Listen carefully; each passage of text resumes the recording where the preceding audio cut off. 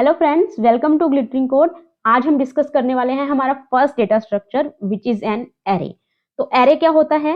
देखिए, array is a linear data structure. हमने first session में, फर्स्ट वीडियो में डेटा स्ट्रक्चर के बारे में पढ़ा था कि व्हाट इज डेटा स्ट्रक्चर। अगर आपने वो वीडियो नहीं देखा है तो प्लीज जाके उस वीडियो को देखिए। तो चलिए देखते हैं कि लीनियर डेटा स्ट्रक्चर क्या होते हैं। देखिए, जो डेटा स्ट्रक्चर हैं आपके दो तरह के होते हैं, one is linear, another is non linear. जो लीनियर डेटा स्ट्रक्चर होते हैं, एज द नेम सजेस्ट, उसमें जो डेटा है वो लाइन में रखा होता है, वन आफ्टर अनदर, जैसे 1 2 3, first data, second, third data, fourth data, ऐसे एक लाइन में रखा होगा। ठीक है। नॉन लीनियर में ये चीज जरूरी नहीं है। ठीक है। तो हम शुरू में सारे लीनियर डेटा स्ट्रक्चर कवर करेंगे, बाद में धीरे धीरे we will move to the non linear data structure. And as I explained कि हर चीज के डेटा स्ट्रक्चर में अपने प्रोज एंड कॉन्स हैं। लीनियर के अपने प्रोज एंड कॉन्स हैं, नॉन लीनियर के अपने प्रोज एंड कॉन्स हैं। ओके। नेक्स्ट चीज जो है, एरे जो है, उसमें जो आप डेटा सेव करोगे that will be homogeneous data. ठीक है। होमोजीनियस डेटा का मतलब क्या है कि उसमें एक ही टाइप का डेटा सेव कर सकते हो। अगर मैं बोलूं कि मुझे लेट्स से कुछ नंबर सेव करने हैं और मुझे कुछ नाम भी सेव करने हैं। अब जो नंबर होते हैं वो तो एक इंटीजर होगा, है ना, और जो नाम होगा वो एक कुछ स्ट्रिंग होगा। स्ट्रिंग मतलब करेक्टर्स होंगे।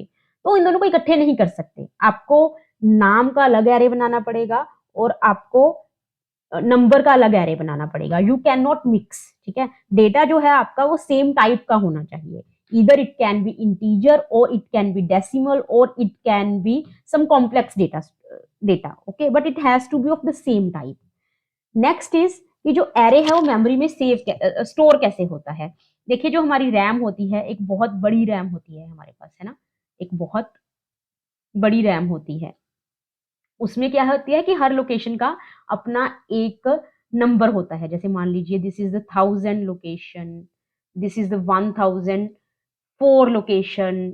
ऐसे हमने सुना है ना कि हम बोलते हैं कि फिर 16 GB रैम, 8 GB रैम। तो वो जो रैम है वो कुछ नहीं है, एक मेमोरी है जिसके अंदर आपका सारा कोड चलता है ना। तो और रैम में हर लोकेशन, जो मेमोरी है उसमें हर सेल का, हर लोकेशन का अपना एक एड्रेस होता है, एक यूनिक नंबर होता है। ओके। अब जो एरे का डेटा है वो इस रैम के अंदर सेव होना है, इस मेमोरी के अंदर सेव होना है। वो कैसे सेव होगा?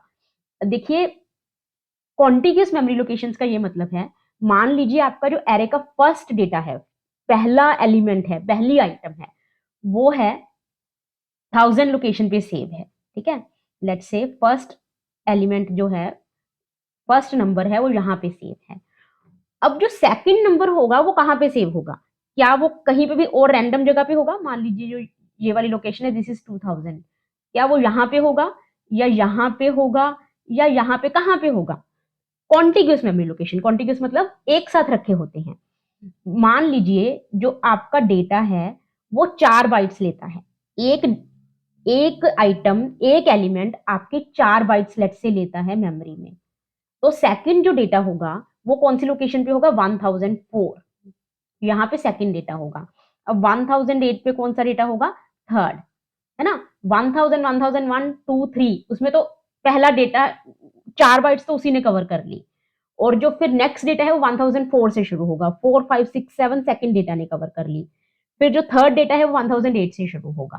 तो इस तरीके से हमारे 10 एलिमेंट्स इकट्ठे पड़े होंगे, 1 2 3 4, ऐसे ऐसे करके 10 एलिमेंट्स पड़े होंगे। ओके। तो यहाँ पे मैंने जेनरिक वे में दिखाया है। Let's say this is location number x, और आपका जो एक आइटम है वो 4 बाइट्स लेती है। तो नेक्स्ट जो आइटम है उसका एड्रेस क्या होगा? x+4। उससे नेक्स्ट आइटम का एड्रेस क्या होगा? x+8। उससे नेक्स्ट आइटम का होगा x+12 and so on. Okay. तो this is how array is stored in the memory. Next thing to understand is indexing. ठीक है। इंडेक्स क्या होता है? देखिए, हमारी जो ह्यूमंस की लैंग्वेज है उसमें 1 से सब कुछ शुरू होता है। हम काउंटिंग भी बच्चे को सिखाते हैं तो 1 से शुरू करते हैं, 1 2 3 4 5 6 7 8 ऐसे। बट कंप्यूटर की लैंग्वेज में जो शुरू होता है सब कुछ, वो होता है 0 से शुरू। मतलब जो हम ह्यूमन की लैंग्वेज में जिसको 1 बोलते हैं, उसमें कंप्यूटर की लैंग्वेज में उसको हम क्या बोलेंगे? Zeroth index. ठीक है। Zeroth index. ये जो आपको स्क्वायर ब्रैकेट्स दिख रही हैं उसको बोलते हैं सबस्क्रिप्ट ऑपरेटर, ठीक है।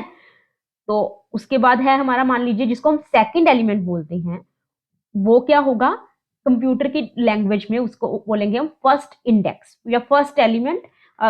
जनरली हम फर्स्ट एलिमेंट ही बोल देते हैं, बट इसका मतलब है कि element at the first index. Okay, this is called the indexing. जो इंडेक्सिंग है वो 0 से शुरू होती है। तो अगर मान लीजिए मेरी जो एरे है उसका जो साइज है वो 10 है मान लो, तो उसमें कहाँ से कहाँ तक इंडेक्स होगा, 0 से लेके 9 तक, A0 A9। What is this A, let's say जो मैंने एरे का नाम रखा है वो है ए, तो आपका ए जो है एरे का नाम हो गया। फिर आप सबस्क्रिप्ट ऑपरेटर डालोगे, सबस्क्रिप्ट ऑपरेटर मतलब स्क्वायर ब्रैकेट्स, उसके अंदर इंडेक्स डालोगे A0, फिर ऐसे ऐसे करके A अप टू 9, A0 से लेके A9 तक आपके एलिमेंट्स होंगे, और आप इनको इसी तरीके से एक्सेस करोगे। अगर आपको फर्स्ट एलिमेंट एक्सेस करना है, मतलब 0th इंडेक्स वाला एलिमेंट एक्सेस करना है, तो यू विल से A0, और अगर आपको लास्ट एलिमेंट एक्सेस करना है, मतलब 10th एलिमेंट एक्सेस करना है, तो you will say A9। This is all for today's lecture, so see you in the next class, bye bye।